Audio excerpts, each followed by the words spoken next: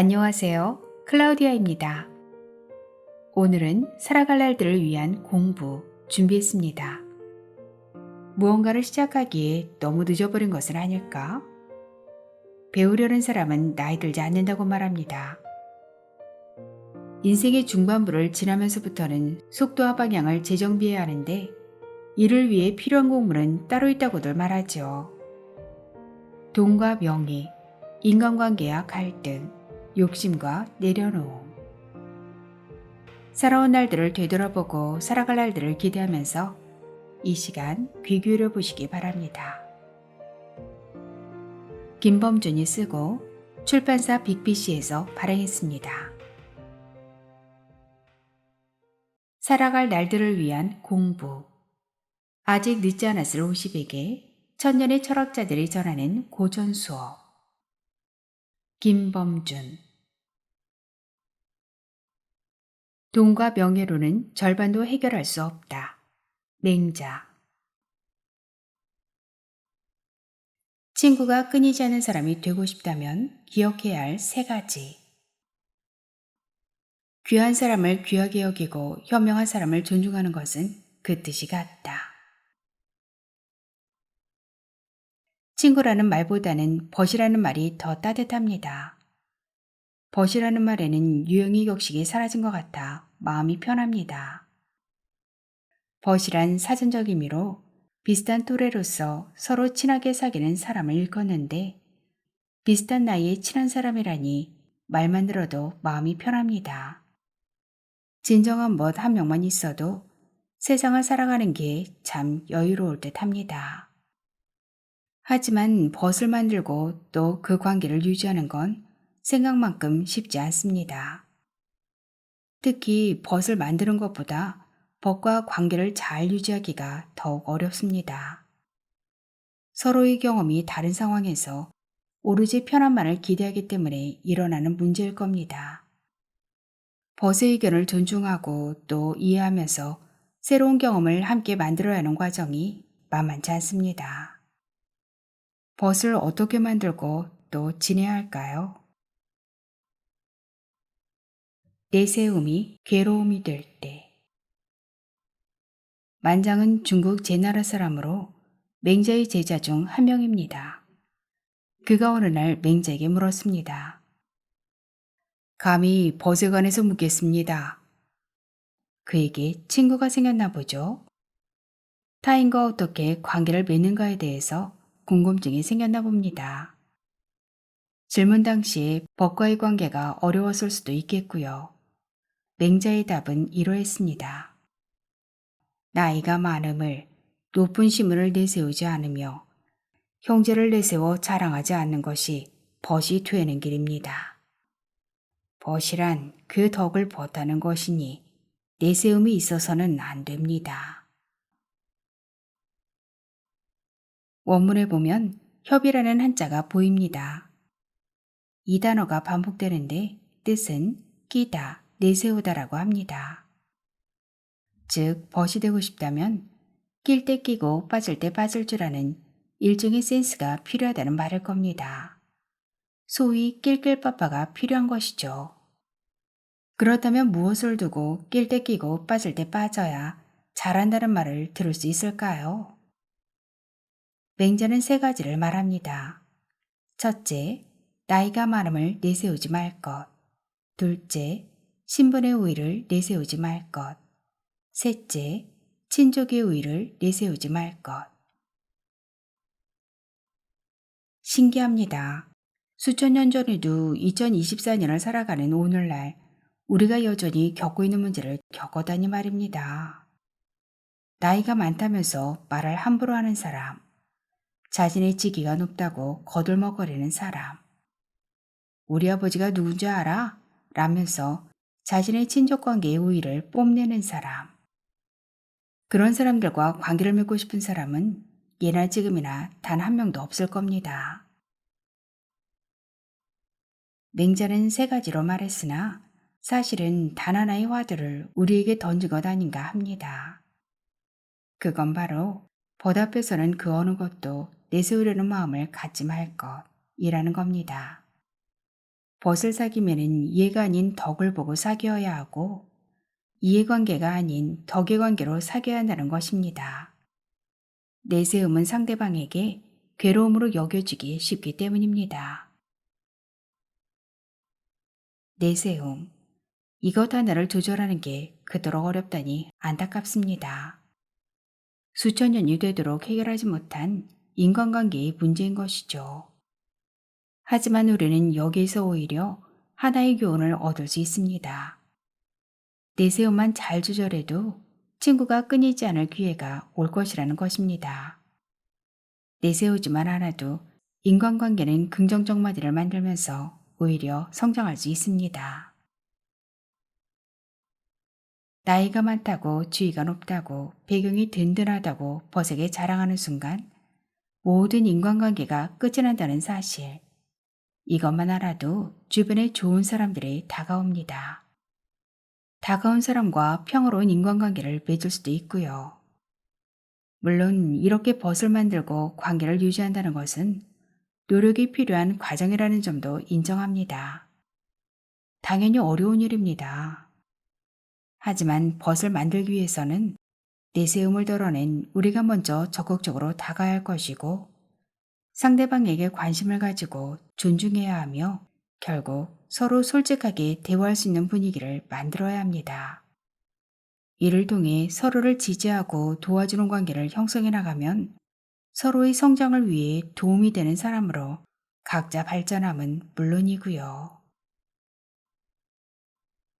귀하게 여길수록 대접받는다. 맹자의 생각은 단순히 벗의 많고 적음에서 그치지 않습니다. 벗을 만들고 또 그 관계를 유지하면서 배운 것을 벗과의 관계뿐만이 아닌 사회적 질서와 내면적 질서에 있어서도 그 교훈으로 삼으라고 합니다. 아랫사람으로서 위를 공경하는 일을 귀한 일을 귀히 여김이라 부르고 윗사람으로서 아랫사람을 공경하는 일을 어진 일을 존경함이라고 부릅니다. 귀기와 조녀는 그 뜻이 같습니다. 맹자는 벗을 만들고 사귀는 목표를 단순히 개인 차원에서 끝내지 않았습니다. 벗이란 사회에서 어떻게 살아가야 할지를 설명하기 위한 하나의 사례였던 겁니다. 맹자에 따르면 어쩔 수 없이 상하 수직적 구조가 발생할 수밖에 없는 사회 속에서 아랫사람과 윗사람은 각자 맡은 최선의 노력을 다하는 게 옳습니다. 그래야 사회가 돌아갑니다. 그렇다면 맹자는 오로지 귀한 것, 예를 들어 자신보다 우위에 있는 사람을 귀하게 여기라고 한 걸까요? 아닙니다. 맹자는 윗사람 역시 아랫사람이 어질고 성실함을 존중하라고 합니다. 즉 아랫사람은 윗사람에 대해 인정해야 하고 윗사람은 아랫사람에 대해 배려의 태도로 존중해야 사회적 질서가 잘 형성되는 겁니다. 비록 차이가 나는 신분이지만 서로를 존중하고 배려하는 것, 이렇게 살아갈 수만 있다면 세상은 조금 더 나아지지 않을까요? 이는 각자 나름의 절제와 함께 타인에 대한 배려가 끊이지 않는 것, 즉 문화가 잘 정돈된 곳임을 의미합니다. 반대로 존중과 배려가 사라진 사회에서 산다는 건 생각만 해도 끔찍합니다. 귀기와 조년의 마음은 우리가 올바른 문화로 꽉 들어찬 사회에 살 수 있게 하는 원동력입니다. 이를 무시한다면 교양 없는 사람만 가득한 사회일 것이고요. 최소한의 교양인이 되기를 원한다면 절제와 배려가 몸에 배어 있어야 합니다. 돈과 명예가 교양의 수준을 레벨업 시켜주지는 않을 테니까요. 귀하게 여겨지는 사람, 존경받는 사람, 거기에 현명한 교양인, 우리가 되고자 하는 사람 아닐까요? 이런 사람은 말이 아닌 행동을 통해 실천하며 또한 겸손할 겁니다. 교양인인 채 남을 무시하는 사람이라면 그 사람은 천박한 사람입니다. 위로 아래로 존경하고 배려하며 교양인이 되어야 하는 이유는 지적 능력을 향상하기 위함만이 아닌 타인과 더불어 공존하면서 잘 살아가기 위함입니다. 절제와 배려, 이 두 가지를 염두에 두면서 살아간다면 어느새 주변에는 좋은 사람들로 가득해질 겁니다. 맹자는 그것을 귀기와 존연으로 표현했고요. 맹자의 가르침을 통해 자신의 주변부터 존중하고 배려해보면 어떨까요? 상대방을 귀하게 여겼을 때 우리에게 돌아오는 것은 존경일 테니까요. 우리가 갖지 못한 그 무엇을 찾아다닐 필요는 없다. 측은하게 여기는 마음이 없다면 사람이 아니다. 세상이 너무 차가워졌다고, 각박해졌다고 한탄합니다. 타인을 고려하지 않는 말과 행동을 보면서 어떻게 이런 일이? 라고 생각하는 경우가 흔합니다. 오로지 자신만을 위해서 살아가는 사람들. 우리는 그것을 인간의 본성이라고 하면서 걱정합니다. 하지만 세상에는 선행의 삶을 몸소 실천하고 마지막 순간까지 타인을 위해 살았던 의인도 많습니다. 나만을 생각하는 것이 아니라 타인을 향해 따뜻한 시선을 보내는 것. 이것이야말로 어른의 삶일 것이며 만약 부족하다면 반드시 채워 넣어야 할 무엇일 겁니다. 맹자는 측은지심을 발휘할 줄 알아야 한다고 말합니다. 측은지심이야말로 우리가 사람인지 짐승인지를 구분하는 기준이라고 하면서요. 열심히 살았는데 왜 주위에 사람이 없을까? 누구에게나 인생의 선배가 있습니다. 가깝게는 부모님일 것이고 폭을 넓혀가면서 학교에서 만난 선생님, 직장에서 마주하게 된 상사에게도 할 것입니다. 그 과정에서 우리 역시 인생의 선배가 되어갑니다. 선배가 된다는 것은 존경받을 수 있는 자리에서 존경받는 행동을 할 수 있을 때 비로소 가능한 일입니다. 하지만 존경받을 수 있는 자리에서 존경받는 행동을 하는 것 쉽지 않습니다. 존경의 대상이 되기는커녕 혐오의 대상이 되는 경우가 더 흔합니다. 이유는 간단합니다. 오로지 자기만의 경험과 지식에 의지하여 사람들을 상대하다 보니 더 이상의 발전은 없고 오직 자신만 옳다라는 생각에 빠지기 때문입니다. 그런 사람의 말에 귀를 기울일 사람은 없습니다. 주위의 사람은 하나둘 빠져나가고 남는 것은 자리와 나이밖에 없게 됩니다. 그럼에도 정신 못 차리고 소리만 칩니다. 내가 누군데? 너 몇 살인데? 아무도 찾지 않는 사람이 되어 결국 쇠락해 갑니다. 복종시키고자 하지만 오히려 경멸당하는 사람이 되어버리는 거죠. 혹시 우리가 요즘 겪고 있는 일은 아닌지 걱정이 됩니다. 한편으론 화가 납니다. 열심히 살아왔는데 왜 이런 일이 벌어지게 된 걸까? 라는 생각에 말이죠. 맹자는 우리에게 조언합니다. 무력으로서 사람을 복종시킨다면 사람들은 진심으로 복종하지 않게 되며 억지로 존중할 뿐이다. 그러니 덕으로서 사람을 대해야 한다. 덕으로 사람을 대한다면 그때 비로소 사람들은 기뻐하며 자발적으로 복종한다. 70명의 제자들이 공자에게 복종한 것을 보라. 참고로 맹자가 말하는 덕이란 인의를 말합니다.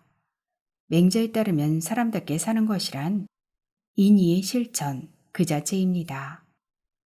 특히 모든 인간은 처음부터 불인지심, 즉 차마 어찌하지 못하는 마음을 가지고 태어나는데 이때 등장하는 용어가 그 유명한 사단입니다. 맹자가 말하길 측은하게 여기는 마음은 인의 싹이고 잘못을 부끄러워하고 악을 미워하는 마음은 의의 싹이고 사양하는 마음은 예의 싹이고 옳고 그름을 가리는 마음은 지혜의 싹입니다.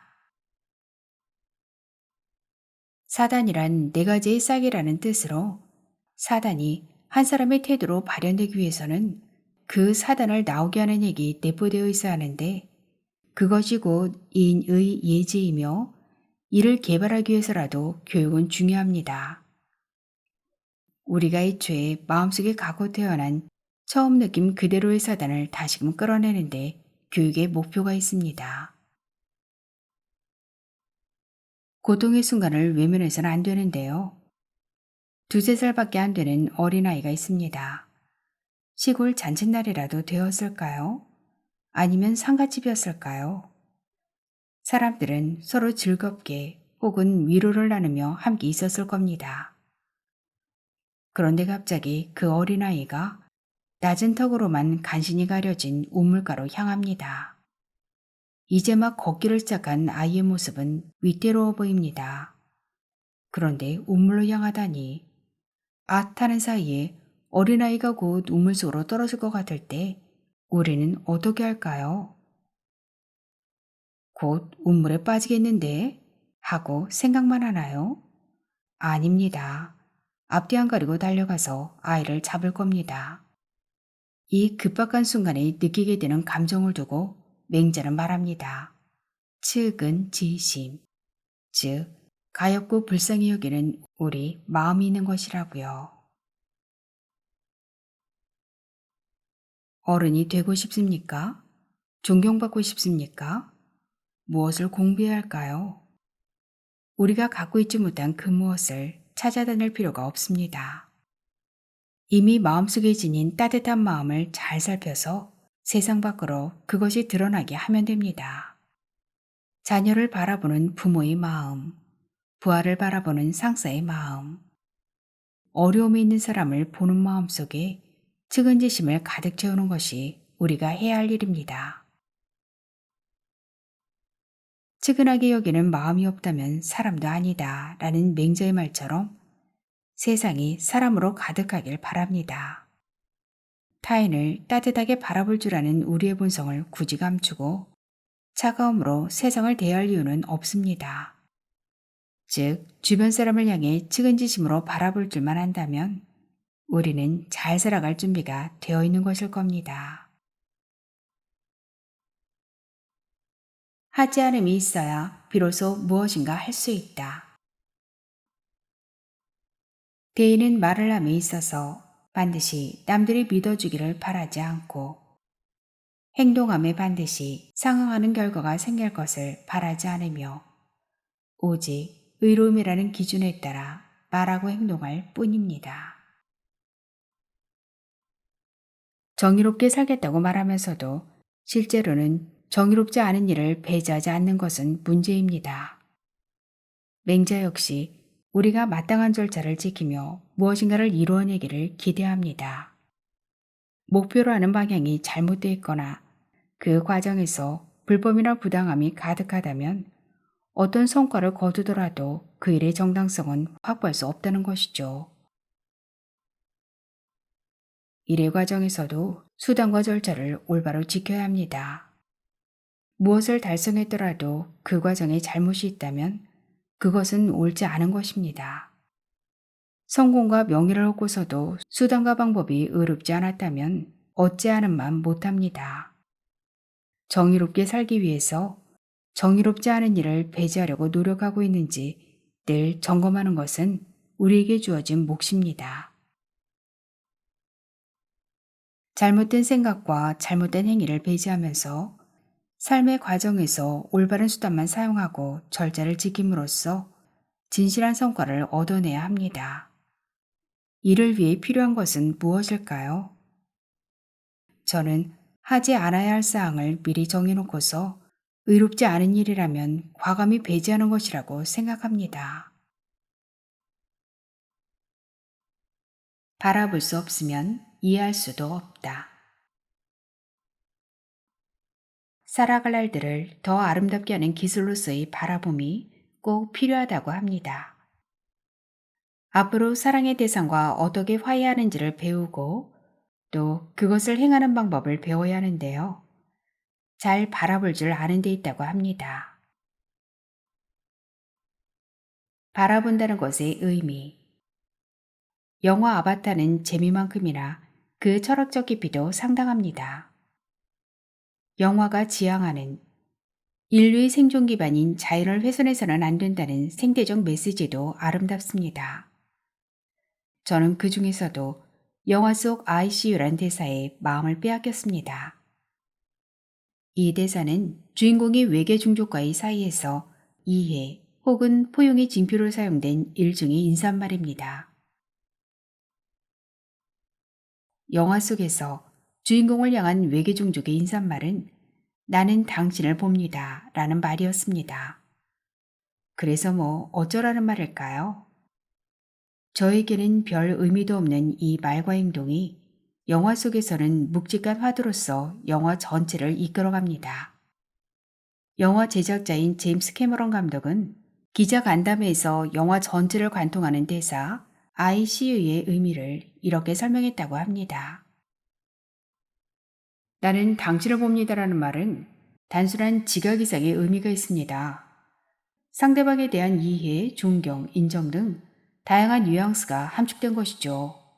보갈에서 사랑이라는 더 깊은 의미를 갖기도 하고요.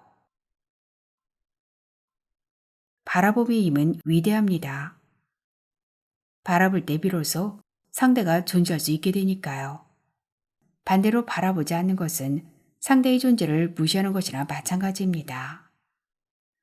누군가와 바라보고 인사를 나눌 때 그때야 비로소 네, 저는 여기 있습니다 라고 할 수 있는 겁니다. 이쯤에서 궁금해집니다. 우리는 과연 얼마나 자주 서로의 눈을 바라보며 살아가고 있는 걸까요? 이제 지하철과 버스에서 사람들이 이어폰을 꽂은 채 스마트폰을 들여다보는 것은 흔한 풍경입니다. 식당에서도 동료들끼리 음식이 나오길 기다리며 대화는커녕 각자 스마트폰만 보는 풍경은 이제 놀랍지 않습니다. 눈 마주치는 건 고사하고 통화도 불편하다며 메신저로 용건을 알려달라는 젊은 직원이 많아졌다는 푸념을 듣는 경우도 많습니다. 물론 눈과 얼굴을 거치지 않고도 소통과 업무를 하는데 별 지장이 없는 시대입니다. 비대면은 거스를 수 없는 대세라고까지 합니다. 하지만 상대방과 눈빛을 주고받는 행위가 인간다움의 필수 조건이라는 사실에는 변함이 없습니다. 서로 눈을 바라보며 마음의 문을 열지 않고서는 진정한 의미의 관계 맺기가 불가능합니다. 사람들이 눈 마주치는 것을 부담스러워하고 필요하지 않다고 여기다가 결국 정서소통과 공감 능력, 타인에 대한 감수성이 퇴화하는 세상이 오지는 않을까요? 바라보지 못하면 우리는 관계할 수 없습니다. 잠시 주변을 둘러보면 좋겠습니다.